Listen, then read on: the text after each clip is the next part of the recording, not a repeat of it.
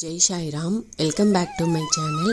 இன்றைக்கி இந்த பதிவில் மார்கழி மாதத்தில் சிவபெருமானுக்கு ஆருத்ர தரிசனம் நடத்துவாங்க. இது எதுக்காக நடத்தப்படுது, இந்த ஆருத்ர தரிசனம் அப்படின்னா என்ன, ஏன் சிவபெருமானுக்கு இதை கொண்டாடுறோம் அப்படிங்கிறத பற்றி இந்த பதிவில் நான் ஷேர் பண்ணுறேன்.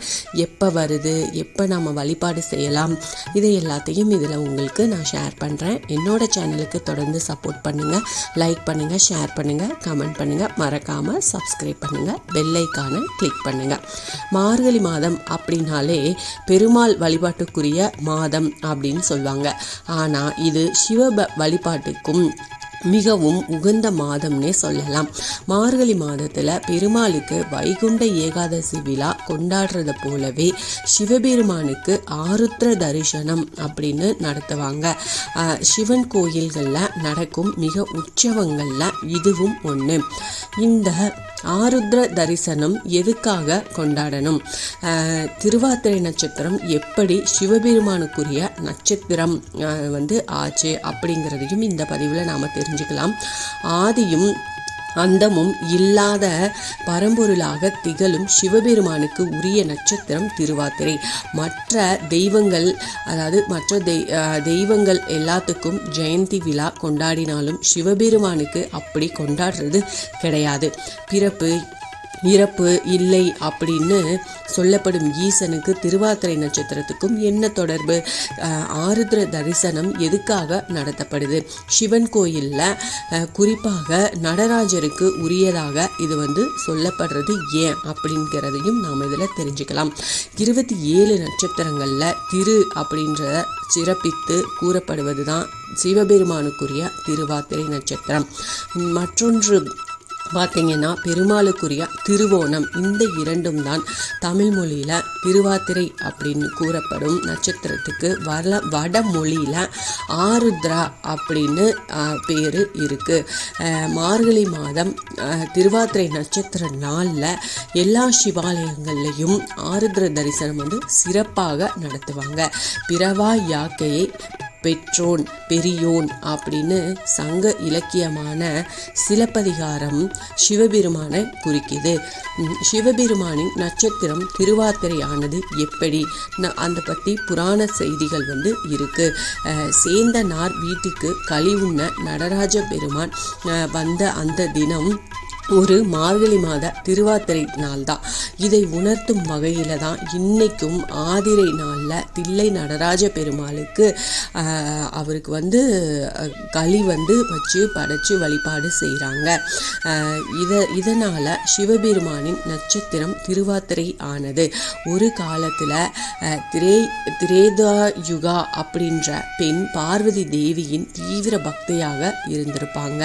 இந்த திரேதாயுகாவுக்கு திருமணம் நடந்தது. அந்த காலத்தில் திருமணமான 4வது நாளில் தான் சாந்தி முகூர்த்தம் அப்படின்ற ஒரு விஷயம் நடக்கும். ஆனால் திருமணமான 3வது நாளிலேயே திரேதாயுகாவுக்கு கணவன் இறந்துடுறாங்க. கலங்கி துடித்த திரேதாயுகா பார்வதி தேவியே, உன் பக்தியான என்ன இப்படி நீ சோதிக்கலாமா? உன்னை இவ்வளவு காலம் நான் வழிபாடு செஞ்சு என்ன பயன் அப்படின்னு கூறி கதறி அழுதுருப்பாங்க. அப்போ கைலாயத்தில் சிவன் அருகில் அமர்ந்திருந்த பார்வதி திரேதாயுகாவின் அலறலை கேட்டு அவள் கணவனுக்கு உயிர் பிச்சை அளிக்க சபதம் செஞ்சிருவாங்க. அவளது சபதத்தை கேட்டு அதிர்ந்து போன சிவன் உடனே யமலோகத்தை ஒரு பார்வை பார்ப்பாரு. எதை கண்டு பதறி போன யமன் திரேதாயுகாவின் கணவனுக்கு மீண்டும் உயிர் கொடுத்திருப்பாரு. அதுக்கப்புறமா பார்வதியின் பரமசிவனும் திரேதாயுகாவுக்கு அவள் கணவனுக்கும் தரிசன காட்சி கொடுத்து ஆசீர்வாதம் செஞ்சிருப்பாங்க. இந்த ஒரு நிகழ்ச்சி மார்கழி மாத திருவாதிரை நட்சத்திர நாளில் தான் நடந்திருக்கு. இந்த தரிசனத்துக்கு தான் ஆருத்ர தரிசனம் அப்படின்னு பேர். சேந்தனாருக்கும் திரேதாயுகாவுக்கும் நேரில் தோன்றி தரிசனம் தந்த அந்த திருவாதிரை நட்சத்திர நாளையே தான் சிவபெருமானின் நட்சத்திரமாக, அதாவது ஆருத்ர தரிசனமாக நாம் கொண்டாடுறோம். இந்த நாளில் சிவபெருமான மனமுருகி வேண்டினோம் அப்படின்னா நமக்கு சிவ தரிசனம் நிச்சயம் கிடைக்கும், அருளும் கிடைக்கும் அப்படிங்கிறது நம்பிக்கை. சிவபெருமான் எத்தனையோ திருவிளையாடல்கள் நிகழ்த்தி இருந்தாலும் தன்னுடைய பக்தருக்காக தானே மனமிறங்கி வந்து அருள் செஞ்சதுனால இந்த திருவாதிரை சிவபெருமானுக்குரிய தினமாக போற்றப்படுது. இத்தகைய சிறப்பு மிக்க ஆருத்ர தரிசனம் இந்த ஆண்டு 2025 ஆண்டில் ஜனவரி 13ஆம் தேதி திங்கட்கிழமை நடக்க இருக்கு.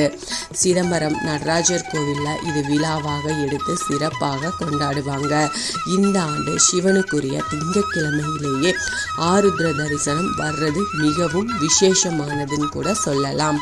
அதனால நீங்கள் திங்கட்கிழமை முடிஞ்சால் உங்கள் வீட்டுக்கு பக்கத்தில் இருக்கிற சிவபெருமான் கோயிலுக்கு போய் பூஜை நடக்குது அப்படின்னா கலந்துக்கோங்க. ஏதாவது நீங்கள் அபிஷேகத்துக்கு வாங்கியும் கொடுக்கலாம். வீட்டிலையே வச்சுருக்கிறீங்க, சிவலிங்கம் படம் இருக்குது அப்படின்னா எளிமையாக சிவபெருமானுக்கு நீங்கள் வழிபாடு செஞ்சு சிவபுராணமோ சிவனோட பதிகங்கள் என்ன இருக்கோ அதை நீங்கள் பாராயணம் செய்யலாம்.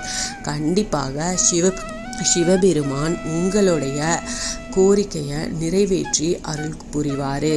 இந்த பதிவு உங்களுக்கு பயனுள்ள பதிவாக இருக்கும் அப்படின்னு நான் நம்புகிறேன். இதில் ஏதாவது சந்தேகம் இருக்குன்னா கமெண்ட்டில் கேளுங்க, கண்டிப்பாக நான் பதில் சொல்கிறேன்.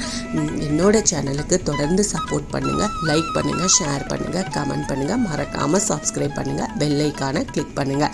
இது போல் ஆன்மீக பதிவுகள் எனக்கு தெரிஞ்ச எல்லாத்தையும் நான் உங்ககிட்ட ஷேர் பண்ணிக்கிறேன்.